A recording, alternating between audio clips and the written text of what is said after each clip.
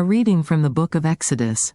These are the laws you are to set before them. Hebrew servants. If you buy a Hebrew servant, he is to serve you for 6 years. But in the 7th year, he shall go free, without paying anything. If he comes alone, he is to go free alone, but if he has a wife when he comes, she is to go with him. If his master gives him a wife and she bears him sons or daughters, the woman and her children shall belong to her master, and only the man shall go free. But if the servant declares, I love my master and my wife and children and do not want to go free, then his master must take him before the judges. He shall take him to the door or the doorpost and pierce his ear with an awl. Then he will be his servant for life. If a man sells his daughter as a servant, she is not to go free as male servants do. If she does not please the master who has selected her for himself, he must let her be redeemed. He has no right to sell her to foreigners because he has broken faith with her. If he selects her for his son, he must grant her the rights of a daughter. If he marries another woman, he must not deprive the first one of her food, clothing and marital rights. If he does not provide her with these 3 things, she is to go free, without any payment of money. Personal injuries. Anyone who strikes a person with a fatal blow is to be put to death. However, if it is not done intentionally, but God lets it happen, they are to flee to a place I will designate. But if anyone schemes and kills someone deliberately, that person is to be taken from my altar and put to death. Anyone who attacks their father or mother is to be put to death. Anyone who kidnaps someone is to be put to death, whether the victim has been sold or is still in the kidnapper's possession. Anyone who curses their father or mother is to be put to death.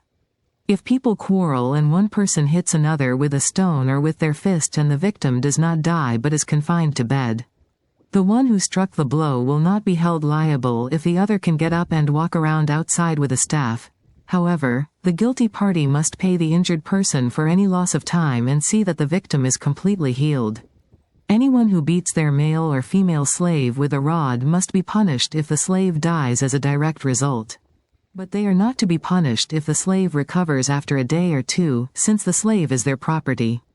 If people are fighting and hit a pregnant woman and she gives birth prematurely but there is no serious injury, the offender must be fined whatever the woman's husband demands and the court allows. But if there is serious injury, you are to take life for life.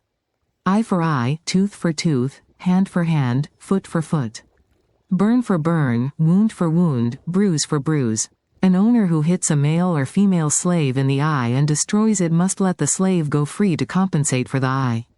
And an owner who knocks out the tooth of a male or female slave must let the slave go free to compensate for the tooth.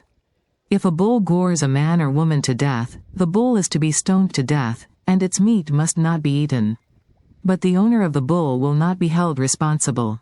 If, however, the bull has had the habit of goring and the owner has been warned but has not kept it penned up and it kills a man or woman, the bull is to be stoned and its owner also is to be put to death. However, if payment is demanded, the owner may redeem his life by the payment of whatever is demanded. This law also applies if the bull gores a son or daughter. If the bull gores a male or female slave, the owner must pay 30 shekels of silver to the master of the slave, and the bull is to be stoned to death. If anyone uncovers a pit or digs one and fails to cover it and an ox or a donkey falls into it, the one who opened the pit must pay the owner for the loss and take the dead animal in exchange. If anyone's bull injures someone else's bull and it dies, the 2 parties are to sell the live one and divide both the money and the dead animal equally. However, if it was known that the bull had the habit of goring, yet the owner did not keep it penned up, the owner must pay, animal for animal, and take the dead animal in exchange. The word of the Lord.